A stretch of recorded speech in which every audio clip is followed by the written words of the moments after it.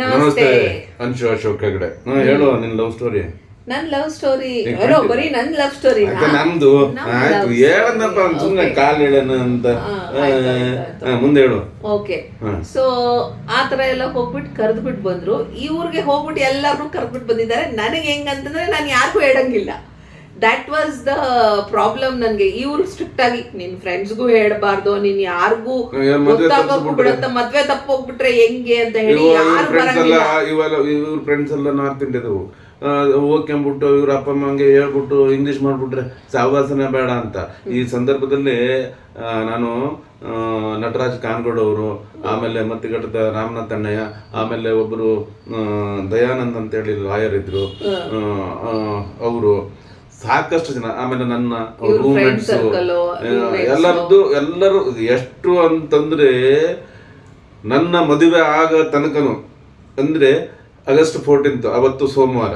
ನನಗೆ ಆಕ್ಚುಲಿ ಅಂತಂದ್ರೆ ನಾನು ಧರ್ಮಸ್ಥಳದ ಇದ್ರದ್ದು ಮಂಜುನಾಥ ಸ್ವಾಮಿನ ನಾನು ತುಂಬಾ ಇದು ಚಿಕ್ಕಂದಿನಿಂದನು. ಯಾಕಂತಂದ್ರೆ ಎಲ್ಲ ದೇವ್ರಿಗಿಂತ ದೊಡ್ಡ ದೇವ್ರು ಅವರೇ ಅಂತ ಹೇಳಿ ಸಣ್ಣಿರಕ್ಕಿದ್ರೆ ಎಂತಾದ್ರು ತಪ್ಪು ಮಾಡೋದು, ಸುಳ್ಳು ಹೇಳಲಿಲ್ಲ, ಸರಿಯಾಗಿ ಹೇಳುವು, ಧರ್ಮಸ್ಥಳದ ದೇವರ ಮೇಲೆ ಆಣೆ ಹಾಕು, ಧರ್ಮಸ್ಥಳದ ದೇವರ ಮೇಲೆ ಆಣೆ ಹಾಕ್ಬಿಟ್ರೆ ಧರ್ಮಸ್ಥಳ ದೇವರ ಆಣೆಗೂ ಸುಳ್ಳು ಹೇಳಿದ್ದೇನೆ, ತಪ್ಪು ಮಾಡಿದ್ದೇನೆ ಅಂತಂದ್ರೆ ಎಲ್ಲ ಜನರು ನಂಬೋದು.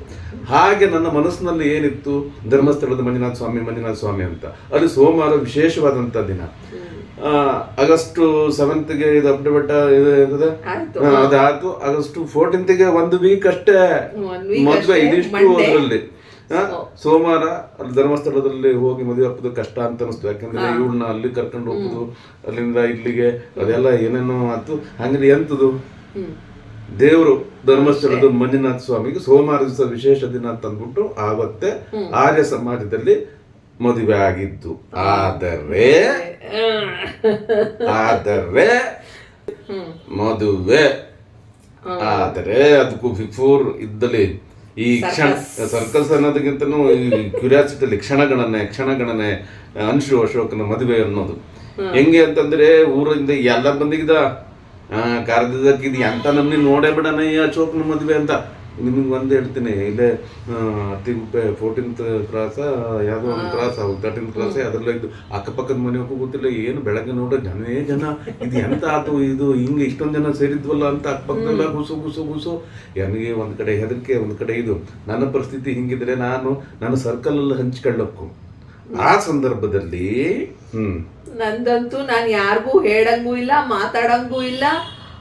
ಅದು ಏನಂತಂದ್ರೆ ಅವತ್ತು ಸೋಮವಾರ ಆಗಿದ್ದಕ್ಕೆ 7:30 ರಾಹುಕಾಲ. ಅಲ್ಲಿ ಇವ್ರ ಹತ್ರ ಏನ್ ಹೇಳ್ಬಿಟ್ಟಿದ್ದಾರೆ ಅಂತಂದ್ರೆ ಅವಳು 7:30 ಒಳಗಡೆ ಮನೆಯಿಂದ ಆಚೆ ಬರ್ಬೇಕು, ಇಲ್ಲ ಅಂತಂದ್ರೆ 9 ಗಂಟೆ ಆದ್ಮೇಲೆ. 9 ಗಂಟೆ ಆದ್ಮೇಲೆ ಅಂತಂದ್ರೆ ತುಂಬಾ ಕಷ್ಟ ಆಗತ್ತೆ ಆಚೆ ಬರೋದು. ಸೊ ಏನ್ ಮಾಡು ಅಂತಂದ್ರೆ ನೀನ್ 7 ನಾನು ಆಫೀಸ್ ಅದಕ್ಕೂ ಮುಂಚೆ ಒಂದು ಹೇಳ್ಬಿಡ್ತೀವಿ, ಹಿಂದಿನ ದಿವಸದ್ದು ಇದು ನಿನ್ ಮದುವೆ ದಿವಸದ ಬೆಳಗ್ಗೆ ಹೇಳ್ತೆ, ಹಿಂದಿನ ದಿವಸದ್ದು ಅಂತ ಇವೆಲ್ಲ ಇದು ಬಂದ್ವಾ. ಆಮೇಲೆ ಅಂತದ್ದು ಕೇಳಿದ್ರೆ ಸಂಜೆ ಆಗ್ತವಲ್ಲ, ಅಕ್ಕನ ಮನೆಗೆ ಪಿಪಿ ಕಾಲಲ್ಲಿ ಫೋನ್ ನೋಡಿದ್ದು, ಅಕ್ಕ ಅಂಶು ಇದ್ದಾನೆ ಮನೆಯಲ್ಲಿ ಆರಾಮಿದ್ದ, ಎಂಥದ್ದು ಏನು, ಯಾಕಂದ್ರೆ ಎಲ್ಲೋ ಯಾರೋ ಈಗ ಸಹಜ ಮದುವೆ ಆಗಬೇಕಾದ್ರೆ ಯಾರಾದರೂ ಒಂದು ಕಡ್ಡಿ ಇಟ್ಬಿಟ್ಟು ಮದುವೆ ತಪ್ಪಿಸೋದು ಸ್ವಾಭಾವಿಕವಾದಂತ ಆವತ್ತಿನ ಕಾಲದಲ್ಲಿ ಇತ್ತು. ಅದೇ ರೀತಿ ನಂಗೆ ಮದುವೆನೂ ತಪ್ಪಿಸ್ಬಿಟ್ರೆ, ಯಾಕಂದ್ರೆ ಇಷ್ಟಪಟ್ಟು ಕಷ್ಟಪಟ್ಟು ಲವ್ ಮಾಡಿ ಮದುವೆ ಆಗುವಂಥದ್ದು. ಸುಮ್ಮನೆ ಇಷ್ಟಪಡೋದು ಅಂದಲ್ಲ, ಕಷ್ಟಪಡೋದು ಅದು ಇದು ಹಂಗಂತಲ್ಲ. ಲೋಗೋದು ಪ್ರೀತಿ ಜೀವನದ ಪರ್ಯಂತ ಹಮೇಶ ಜೊತೆಲಿ ಇರ್ಬೇಕು ಅನ್ನೋ ಆಸೆ ಮತ್ತು ಕಳಕಳಿ ಪ್ರೀತಿ, ಅದು ಎಂತ ಹೇಳು, ಎಲ್ಲ ಭಾಷೆ ನಿಂಗಳೇ ತುಂಬ್ಕೊಂಬಿಡಿ. ಹಿಂಗಿರುವಂತ ಸಂದರ್ಭದಲ್ಲಿ ಎಂತ ಆಗುತ್ತೆ ಕೇಳಿದ್ರೆ, ಒಂದ್ ನಿಮಿಷ ಇದು ಒಂದು ಇಂಗ್ಲಿಷ್ ಮುಗಿಸ್ಬಿಡ್ತೀವಿ.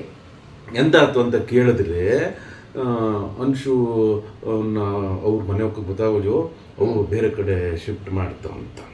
ಹೌದ, ಅಯ್ಯೋ ಅವನ ಅಜ್ಜಿ ಬೆಳಗ್ಗೆ 3:30 ತನಕನು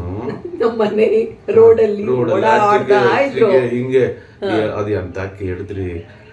ಈಗ ನಿಂಗಕ್ಕಿ ನಗಿಬರ್ಗು ಈಗ ನನಗೆ ಹೇಳಕ್ಕಿದ್ರು ಇಷ್ಟು ಸುಲಲಿತವಾಗಿ ಸಾಕು. ಅದನ್ನ ಮುಂದಿನ ಸಂಚಿಕೆಯಲ್ಲಿ ತಗೊಳ್ಳೋಣ. ಓಕೆ, ಬಿಕಾಸ್ ಅದು ಹೆಂಗೆ, ವಾಟ್ ಈಸ್ ದಟ್ 7:30 ಕಾನ್ಸೆಪ್ಟ್ ಏನು ಅಂತ ಹೇಳಿದ್ರೆ 100% ನೀವು ಎಲ್ಲರೂ ನಗ್ತೀರಾ. ನಾನು ಏನ್ ಕೆಲಸ ಮಾಡಿದ್ರೆ ನಗದು ಹೌದು, ಬಟ್ ಟೆನ್ಷನ್ ಇರ್ತಲ್ಲ ಒಂದು. ಈಗ ನನಗೂ ನಗು ಬರುತ್ತೆ, ಅದನ್ನ ಮುಂದಿನ ಸಂಚಿಕೆಯಲ್ಲಿ ಟೆನ್ಷನ್ ಇರ್ತಲ್ಲ ಹೆಂಗೆ, ಗಡಿಯಾರದ ಮುಳ್ಳು ಟಕ್ ಟಕ್ ಟಕ್ ಟಕ್ ಟಕ್ ಅಂದಂಗೆ ಧಡ್ಕನ್. ಓಕೆ, ಈಗ ನಮಸ್ತೆ.